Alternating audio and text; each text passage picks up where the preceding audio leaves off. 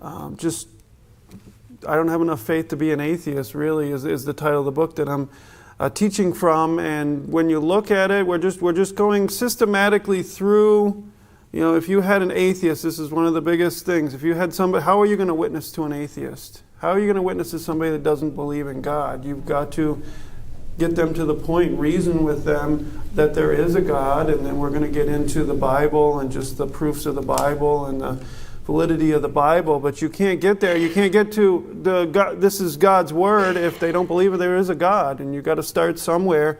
And we're kind of just systematically going through. This is really, we're spending a few weeks on this, but this is really important. You're not going to get anywhere. I think this is the growing battlefield when you're talking to people. Is why? Because they've been taught in high school, in school, in college, their whole lives there is no God, and we're atheists, they're just animals, everything's by accident, there's no God, there's no purpose, and they're getting that consistently. There's a great documentary, it's called Expelled, and you say, well, why isn't the creationism taught in schools? It's because they won't allow it, and they they attack them, and it talks about anybody that mentions the name of Jesus in school, and somebody got fired, within a few weeks, and they can't, if they say they're a Christian, it's just an attack. They can't say they're a Christian, or they believe in intelligent design. They get kicked out of their colleges and tenure, and they can't. Their papers won't be accepted if they say any of this stuff. So it's really the colleges and education and media are just stifling any other opinion, and this is what that kids hear when they grow up, and they need to be taught the truth here. So we're looking at the first life, a natural divine act, and we're just looking at the complexity of life, the simple life. And like I said before, Darwin, during when he came up with this theory, there's a lot of holes which he knew, but there's a lot of stuff he didn't know. And they didn't know back then that really the complexity of life. They didn't have the high-powered microscopes. They couldn't see what we can see today. They didn't, discover DNA at the time. And the more we are discovering, the more complex we realize things are. And that really leads to there must be a designer. Okay, I mentioned the argument, the watch argument, the watchmaker. If you're walking along and you see a Rolex, instantly it's designed. I mean, what gets me is that we see an arrowhead, and if we look down and saw that, we would see that's designed. A simple little rock, you can tell the shape, and you see the few marks. But then they look at a Rolex watch. We open that up and say, nah, no designer, no possibility of a designer. I don't see any design here. It just boggles my mind that people can say that. And when we look at the amoeba, we said, how many sets of encyclopedias is that have information? 1,000 sets, not encyclopedias, individual ones, 1,000 sets. So if we got some sets in there, they're about this long, okay? And it's organized, intelligent information, 1,000, just the smallest. I mean, I can't even imagine when you get into the human brain. I know it just boggles my mind. The human eye can see at 50 megapixels, which is more advanced than any camera we can design at the moment.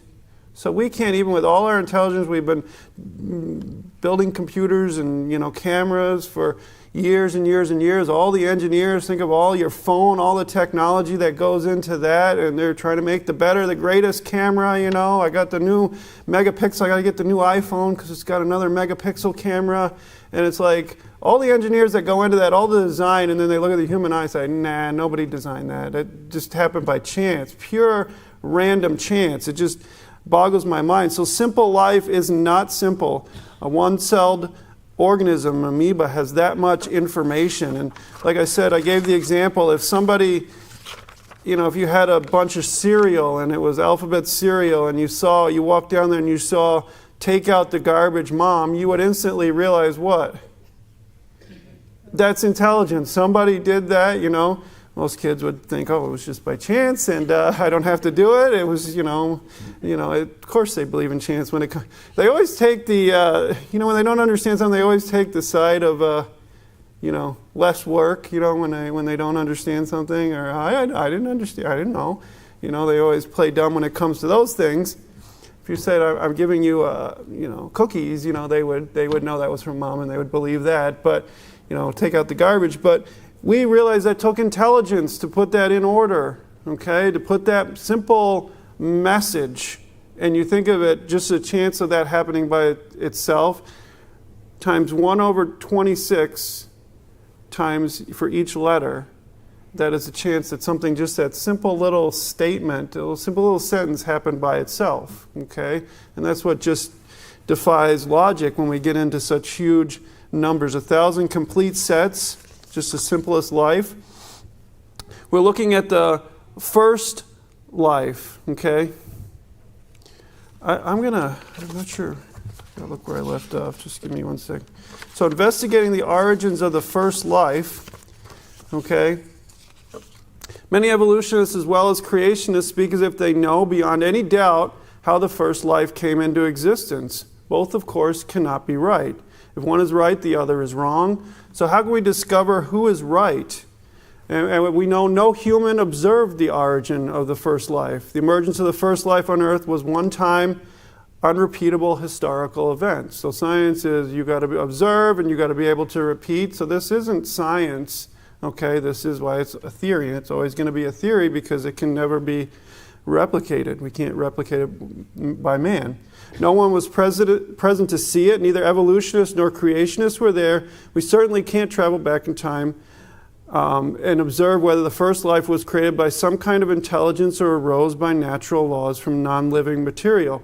This raises the important question, if we can't observe the past, then what scientific principles can we use to help discover what caused the first life? We use the same principles that are utilized every day in our criminal justice system and forensic principles. I love CSI. I can't watch that because we got married and I'm like, we're looking for something to watch. I'm like, let's watch CSI. My wife's like, I faint at the sight of blood. So that obviously, we didn't make it through one episode. And so I haven't watched any of those for 15 years, yes. I tried to watch another doctor show and my wife, you know, they showed somebody getting cut open and that ended that series real quick. She's like, I'm done with that. I can't watch that. I'm like, you know, it's tough to watch something with my wife. But I like watching those. What do? They examine. They don't know who did it. And they look at the evidence, and you know, usually they get it wrong the first 3 times, right? Okay, it'd be a short episode if they got it right the first time. But usually the episode, you know, the evidence points to one person, they realize they get more evidence, and then it could be this person, and then they get more evidence, so they finally get to the right person. And that's really what we have to do. In other words, the origin of life is a forensic question. It requires us to piece together evidence, much like detectives piece together evidence from murder. They can't go back and witness the murder again. Neither can they revive the victim and go in the laboratory and conduct some kind of experiment that will allow them to observe and repeat the crime over and over again. Instead, they must utilize the principles of forensic sciences to discover what happened. The central principle in forensic science is the principle of uniformity, which holds that cause in the past were likely the causes we observe today. In other words, by the principle of uniformity, we assume the world worked in the past just like it works today, especially when it comes to causes. If the phrase, "take out garbage mom," requires an intelligent cause today, then any similar message from the past must also require intelligence. Conversely, if natural laws do the job today, then the principle of uniformity would lead us to conclude natural laws could do the job in the past. Okay, just simple logic. If something couldn't do it now, then it probably can't do it in the past. If something can do something now, then it probably could have happened in the past. Look at the geological formation of Mount Rushmore. What caused it? Okay, if you walked up on it and you'd never heard of Mount Rushmore, you never knew anything about it, what would be your first instinct? Somebody caused it. Somebody created that. Would your first instinct be, man, that's amazing what the weather and erosion did over these years? Yeah, that's just amazing. I can't believe that happened. Our common sense is actually the principle of uniformity. We never observe natural laws chiseling a highly detailed sculpture of a president's head into stone at the present time. We rightly conclude that natural laws couldn't have done it in the past. Our brain just works that way. We just see this isn't, we can just tell this is intelligence, this happened naturally, and we're right.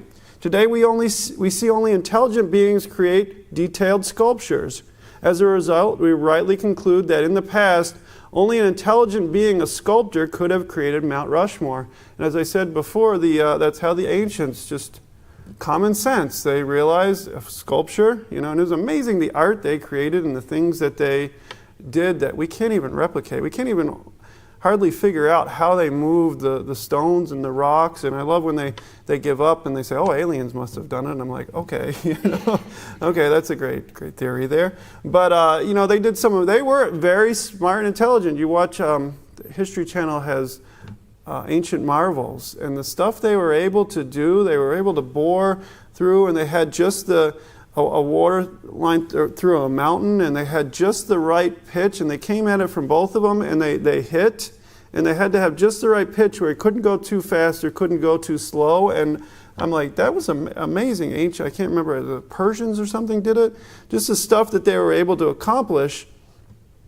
I totally got up, but they could see that there's they see a sculpture, and they say, well, somebody must have created that. And we see that. We can tell what's natural and what's created by intelligence just by looking at it.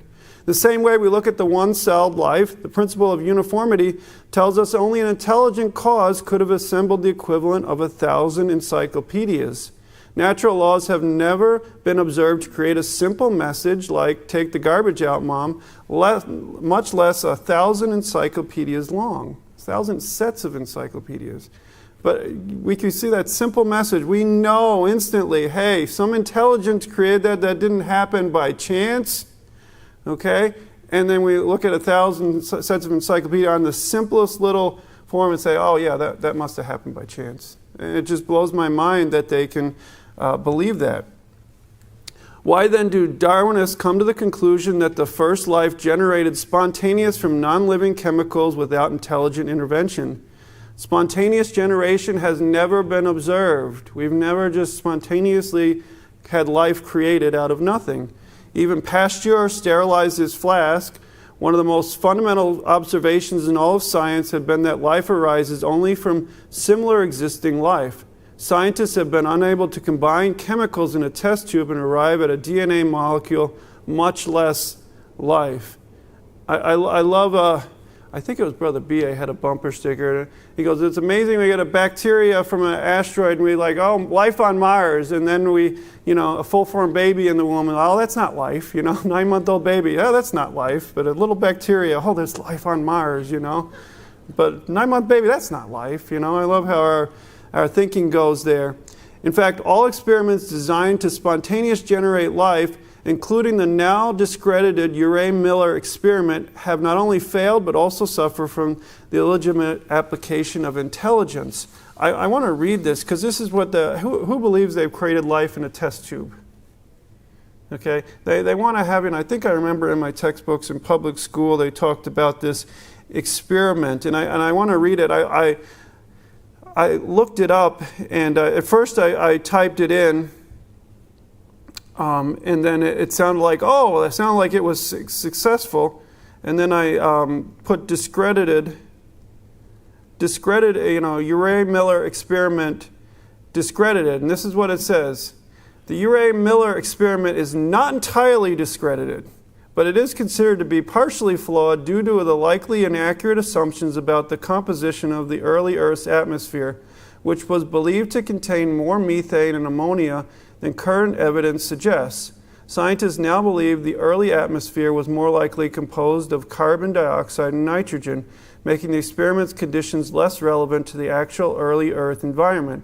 So what they used was gases that didn't exist, and they also would have been harmful to life, okay? But they used them for this.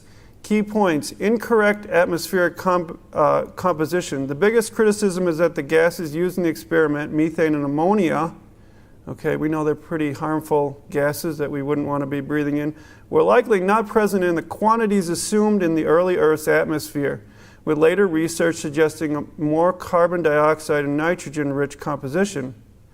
Limited relevance to life origins. While experiments successfully produced amino acids under laboratory conditions, the question remains whether these conditions accurately reflect the complex chemical process that would have been necessary for life to arrive. So what they did is they created amino acids, which are not life. Okay, you need like hundreds of them in a string to make a protein, which is a building block of life. So they want to make you think they created life in a test tube, which they didn't.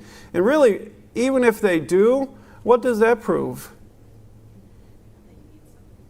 You need intelligence, exactly. Okay, it really shows. Look, I did it. Well, the fact that you're doing it shows that you need intelligent people and that they're doing different things and mixing different things to create this. The experiment only demonstrates the formation of simple organic molecules, not how these molecules would have progressed to form more complex biological structures like proteins or nucleic acids. So this is just the AI thing that popped up. It's not any bias, and it's not a creation website. This is just the first thing that pops up when you look at this. But they want to push that. Oh, we created life in a test tube. No, they didn't. Okay, there's many things wrong with it, and it's not life. But they want to say it's significant. No, it's the beginning, but it really is a joke. So they really have not done that, and they cannot do it. And if they actually do it, it really proves that you need a designer or a creator to do it. In other words, scientists intelligently contrived experiments, and they still cannot do what we are told mindless natural laws have done. Do you get that?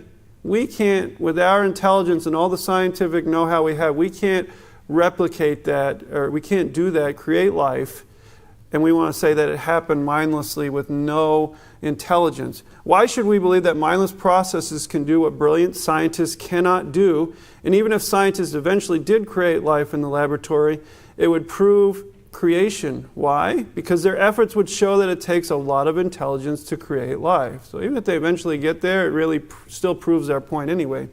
Do Darwinists insist on spontaneous generation because they just don't see the evidence for design? Not at all. In fact, exactly the opposite is true. They see the evidence clearly. Okay, you're thinking, how can they look at a human body and look at all these, you look at, I think even the trilobites, their eyes were so advanced and they had no idea some of the simplest things had very advanced eyes. Well, how can they see that? Of course they can. For example, Richard Dawkins named his book The Blind Watchmaker in response to William Paley's design argument we cited in the last lesson.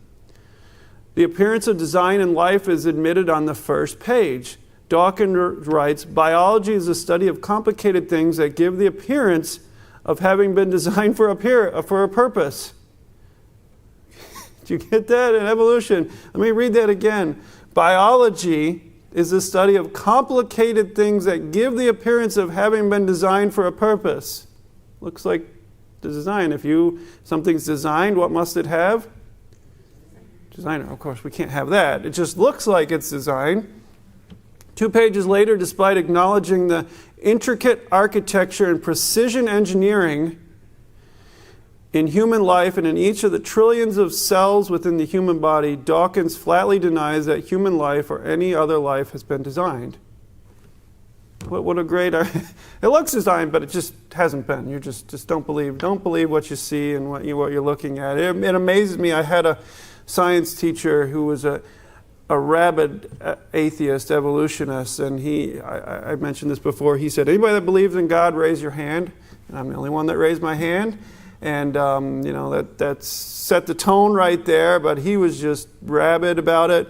And it's amazing how he studied this relationship between this and this, how complex it is. Amazing how they can go on, and he was very intelligent. He was a college professor. I don't know why he was teaching high school science. I went to college and I saw him in the hallways. I'm like, he must have done something wrong that he got bumped down to this high school. I don't know what he was doing, but very intelligent man. They could just talk for hours about how complex things are and then turn around and say, well, it's just pure chance. There's no design. It's just random. It blows my mind. Apparently, Dawkins refuses to allow observation to interfere with his conclusions. This is very strange for a man who believes in the supremacy of science, which is supposed to be based on observation. So we're supposed to observe things. That's the only way we can tell. Look at the evidence. And we say, the evidence looks like a designer, but we know there's no designer. And that's really what he's saying. Francis Crick, the co-discoverer of DNA and another ardent Darwinist, agrees with Dawkins about the appearance of design. In fact, the appearance of design is so clear, he warns that biologists must constantly keep in mind that what they see was not designed, but rather evolved. Isn't that strange? Don't look at the evidence. You look at the evidence, it looks designed, but just remember, it's not. Well, how do we know that? Well, we don't know that. We just made it up. They can't prove there is no God or no creator, but it looks designed, but just ignore the evidence. Okay, we'll look at a murder scene, we'll look at the evidence and say, well, it looks like that person did it, but just remember, that person didn't do it. We know, we've just ruled him out for no reason. He could not have done it, so all the evidence points to him. Just constantly remember, it's not him. Okay? That's really what they're saying. They're not looking objectively at it. Crick's little memo to biologists led Philip Johnson, author and a leader in the intelligent design movement, to observe, Darwinian biologists must keep repeating that reminder to themselves because otherwise they might become conscious of the reality that is staring them in the face and trying to get their attention. Okay, everything we see just looks designed. It's just amazing. It's like they're just starting as kind of scary robots and they're copying. It's just all the technology and information and to copy the human body. I mean, think of how advanced Tesla's got this robot and they got artificial intelligence and all the coding and all the design and all the technology that went into it. I mean, and then say there's no design in the human body and it doesn't even match yet what the human body can do, and it just blows my mind. The complexity of DNA is not the only problem for Darwinists. Its origin is also a problem. A difficult chicken-egg dilemma exists because DNA relies on proteins for its production, but proteins rely on DNA for their production. So which came first, proteins or DNA? One must already be in existence for the other to be made. They're making this assumption life just generated out of nothing. They have no evidence. They see design, but they just say, just ignore the evidence. So why do Crick, Dawkins, and others in their camp ignore the plain implications of the evidence staring them in the face? Because their preconceived ideology, naturalism, prevents them from even considering an intelligent cause. As we're about to see, this is bad science leading to wrong conclusions. Okay, they already have a preconceived notion or ideology that there is no God, there can't be a God, and that's coloring their view and changing the way they look at the evidence. It's commonly believed that the so-called creation-evolution debate entails a war between religion and science, the Bible and science, or faith and reason. You will see these headlines and articles in the paper, science versus religion, and it blows my mind, but that's not the case at all. Like I said, I saw that debate, I can't remember, Ken Ham, who was the, Bill Nye, and he said, you can't even be a scientist and be a Christian, is what, you remember that in that debate? I was like, and I don't know why Ken Ham didn't push back on that point, because some of the greatest scientists who ever lived were Christians that created fields of science. It just blows my mind. I think Isaac Newton wrote more about the Bible than he did about science, but he got up there and said that. You can't be... Well, they have preconceived notions that color their view. Nothing could be further from the truth. The creation-evolution debate is not about religion versus science or the Bible versus science. It's about good science versus bad science. Likewise, it's not about faith versus reason. It's just about reasonable faith versus unreasonable faith. It may surprise you to just see who is practicing the bad science and who has the unreasonable faith. And they want to say, well, we don't have faith. Yes, they do. They have a lot of faith, okay, to believe. And that's why we're the whole title of the book. I don't have enough faith to be an atheist. It takes more faith to believe in atheism. As we mentioned before, science is a search for causes. Logically, there are only two types of causes, intelligent and non-intelligent. That's natural. The Grand Canyon had a natural cause. Mount Rushmore had an intelligent one.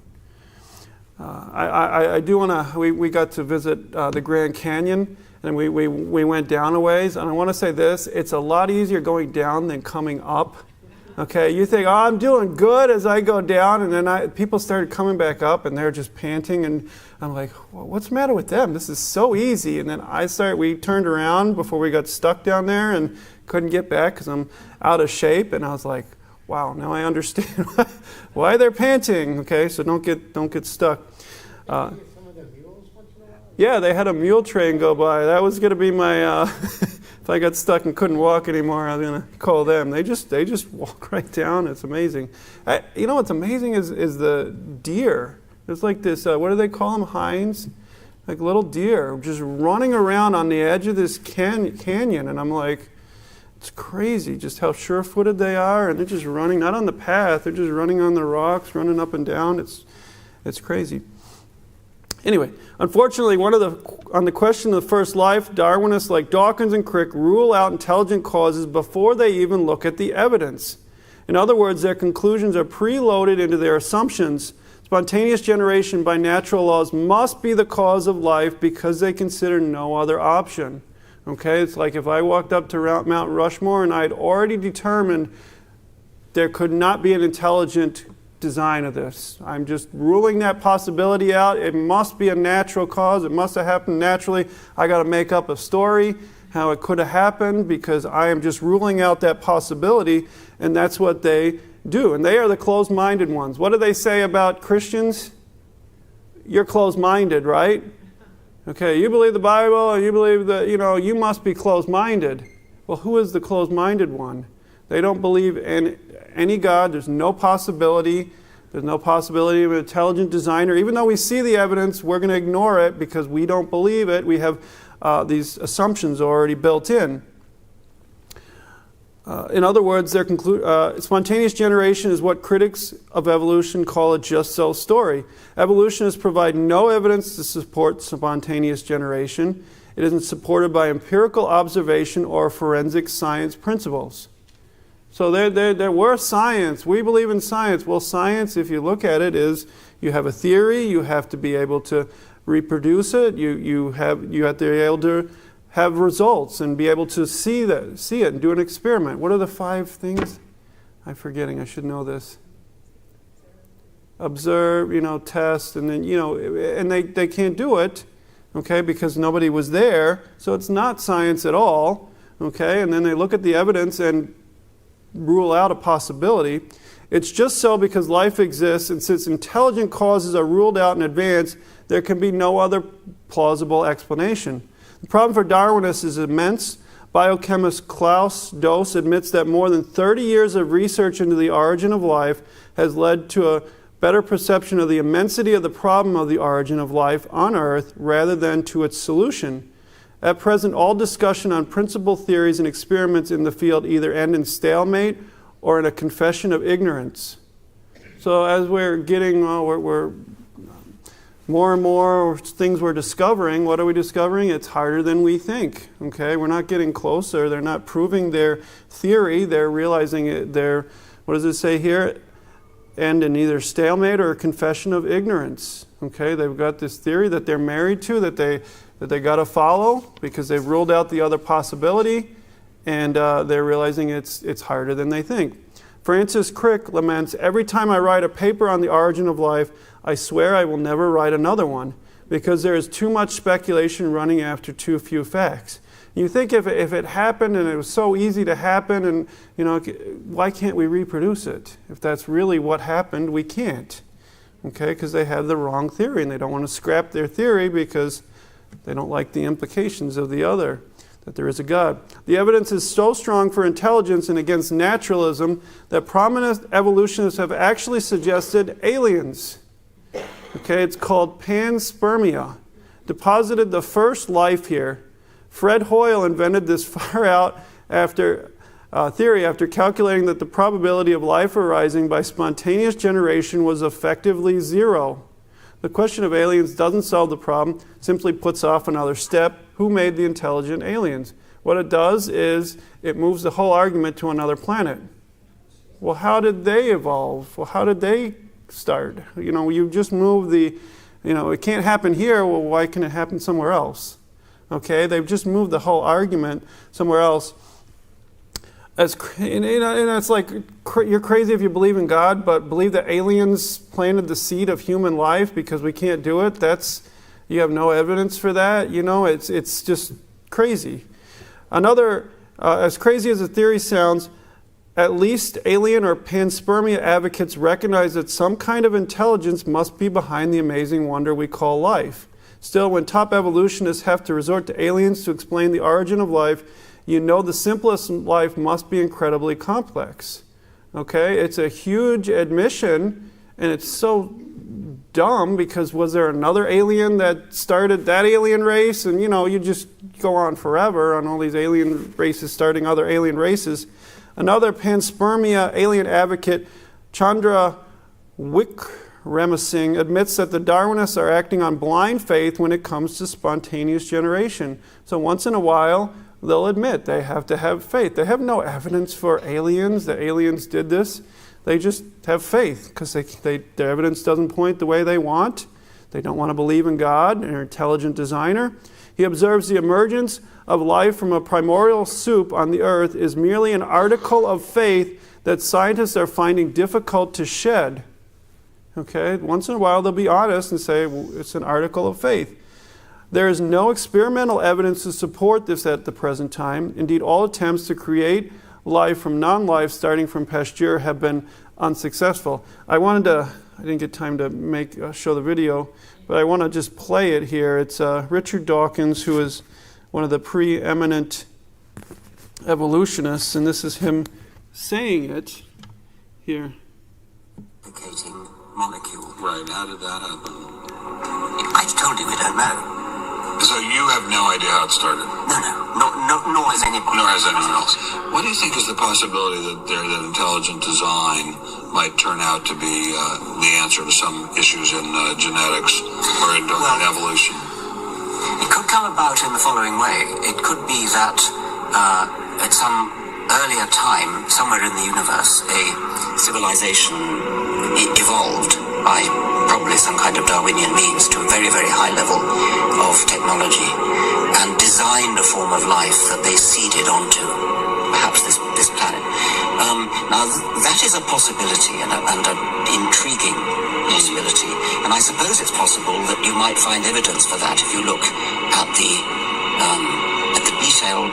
details of biochemistry, molecular biology. You might find a signature of some sort of designer. Wait a second. Richard Dawkins thought intelligent design might be a legitimate pursuit? And that designer could well be a higher intelligence from elsewhere in the universe. Higher intelligence from somewhere, but can't be God, okay? We can have these high intelligent beings, depositing life, but we couldn't have a God that created life. That's just impossible. Do you see how ridiculous? It just blows my mind. If Christians had a theory that aliens did something, we'd be laughed at. But if the scientists have that, then there's no evidence for it. They see intelligent design. They can't reproduce spontaneously life, so it must be aliens. I mean, that's just how crazy it is. Microbiologist Michael Denton, thought himself an atheist, adds, the complexity of the simplest type of cell is so great that it is impossible to accept such an object could have been thrown together suddenly by some kind of freakish, vastly improbable event. Such an occurrence would be indistinguishable from a miracle. So they want them. You got faith and you believe in miracles. Well, they don't even have answers. They don't have answers to where all the matter, energy, and time came from in the universe. They can't even give an answer, something mysterious. They make up wild theories, multiverse and antimatter, and they're just making up stuff with no evidence, okay? And they can't even explain it. And this is what, now we got aliens. But they have to admit that the probability of life happening is a miracle. In light of just so explanations, such as spontaneous generation, who do you think is spreading the bad science? The people derisively called religious, the theists or creationists, or the enlightened ones, the atheist Darwinists, who are really just as religious as the religious? Okay, you have to. You're religious and we can't believe you and we're scientists, but that's not how it is. They are religious in their ideology. They have preconceived biases, and that colors the way they look at evidence. Physicist and information scientist Hubert Yockey realizes it's the Darwinists. He writes, "The belief that life on Earth arose spontaneously and from non-living matter is simply a matter of faith in strict reductionism and is based entirely on ideology." Yockey is right. Darwinists falsely believe they can reduce life to non-living chemical components. That's the ideology of reductism. For Darwinists like Dawkins or Crick, who must believe that only the material, not the immaterial, exists, then life can be nothing more than chemicals, but life is clearly more than chemicals. Life contains a message, DNA, that is expressed in chemicals, but those chemicals cannot cause a message any more than the chemicals in ink and paper can cause the sentences on a page. A message points to something beyond chemicals. The message in life points to intelligence beyond its chemical elements. So by blind allegiance to the naturalistic reductionist ideology, which against all observation and reason, Darwinists dogmatically assert that life arose spontaneously from non-living chemical components. Ironically, this is exactly what Darwinists have long accused creationists of doing, allowing their ideology to overrule observation and reason. In truth, it's the Darwinists who are allowing their faith to overrule observation and reasons. Okay? They want to paint you, oh, you're religious, you have faith, you have preconceived ideologies. Well, so do they. And theirs makes them closed-minded, not us. When they rule out one possibility, there's only two, intelligence or naturally. When they rule that out before they even start, they're the closed-minded ones, not us. Creationists and intelligent design proponents are simply making rational inference from the evidence. They're following the evidence exactly where it leads back to an intelligent cause. And they're looking at the evidence, they're saying we can see it, but we're just going to ignore it. We don't want to believe it. Yockey is not the only one pointing out that Darwinists have a philosophical bias against intelligent causes. Philip Johnson correctly points out that Darwinism is based on a prior commitment to materialism. That means the only thing is material. There is no supernatural. There is no God. It's only material, what you can see, not on a philosophically neutral assessment of the evidence. Separate the philosophy from the science and the proud tower collapses. It's not just the critics of evolution who see this bias. Prominent Darwinists admit it as well. In fact, Dawkins himself has acknowledged the bias in responding to an email question from Philip Johnson. This is what he said. He said, "Our philosophical commitment to materialism and reductionism is true," Dawkins wrote, "but I would prefer to characterize it as a philosophical commitment to a real explanation as opposed to a complete lack of an explanation, which is what you espouse." And we already went through when somebody asked him the simple question, how do you get something from nothing? What did he say? It's mysterious. I don't know. There's this made-up theory I don't know that is even more complicated, that doesn't explain anything with matter and antimatter. He doesn't know, but he's got the real explanation. Spontaneous generation, he admits, I can't see it. It doesn't happen. And he sees intelligent design, but he's opposed to a complete lack of an explanation. Well, I got a better explanation than nothing. If Richard Dawkins leaks out a half-hearted admission of bias, Darwinist Richard Lewontin of Harvard University gushes a complete written confession. Lewontin acknowledges that Darwinists accept absurd just-so stories that are against common sense because of their prior commitment. Well, you must have a lot of faith to believe the Bible and believe miracles. I've said this before. What's the biggest miracle in the Bible? Creation. Okay, creating all the matter in the universe. Anything else is easy. Okay? Raising someone from the dead, when you can create life from nothing, okay, that's easy. But anything else is easy after that. So they have to believe in a miracle even greater than what we believe, because they had to believe it happened from nothing.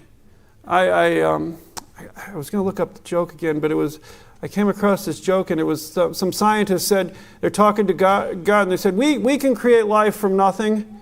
We can do it. We don't need it. We're going to prove that we can create life from nothing. And God's watching, and they start getting some dirt, and God says, wait a minute, hold on. He goes, you got to get your own dirt. that's really, they can't create life from what God's already given them, and they definitely can't create matter from nothing. But this is what Lewontin said. He said, our willingness to accept scientific claims that are against common sense is the key to an understanding of the real struggle between science and the supernatural. We take the side of science in spite of the patent absurdity of some of its constructs. Do you get that, what he's saying? Accept scientific claims that are against common sense, that are patently absurd. Well, you must be crazy to believe in God, but they admit that they believe things in the name of science that are patent absurdity in some of its constructs, in spite of its failure to fulfill many of the extravagant promises of health and life. In spite of its tolerance of the scientific community for unsubstantiated, just so stories, because, listen to this, we have a prior commitment to materialism. He's basically saying we have a bias. We already believe there is no God, there can't be a God, and that leads us to all these absurd, just so stories, patent absurdity. It is not that the methods and institutions of science somehow compel us to accept a material explanation of the phenomenal world, but on the contrary, that we are forced to by our a priori, our prior adherence to material causes. It's not science that's doing it, it's their bias that's causing them to believe this. To create an apparatus of investigation and a set of concepts that produce material explanations, no matter how counterintuitive, no matter how mystifying to the uninitiated. Moreover, I mean, this sounds like the Masons, doesn't it? You got to be initiated into the highest rank there to understand all the secrets here. It's counterintuitive. It doesn't make sense. Moreover, that materialism is absolute, for we cannot allow a divine foot in the door. I mean, that is an amazing admission. I don't know how they got that. This is the president at Harvard University really is making a confession. It's blind faith, because we just have this prior commitment to materialism, forced by our prior adherence to material causes. We cannot allow a divine foot in the door. And that's really that they don't want a God. They don't want to be answerable. They don't want a moral. They don't want to be judged right and wrong. So we cannot even entertain that idea. And that's what that makes for bad science. Let's leave it there. Dear Heavenly Father, we love you, dear Lord. We just thank you for creating us, dear Lord, and just loving us and caring for us, and just help us to learn about your word and proof for you, and be able to share this with others, dear Lord, and bring them to Christ. We love you in Jesus' name. Amen.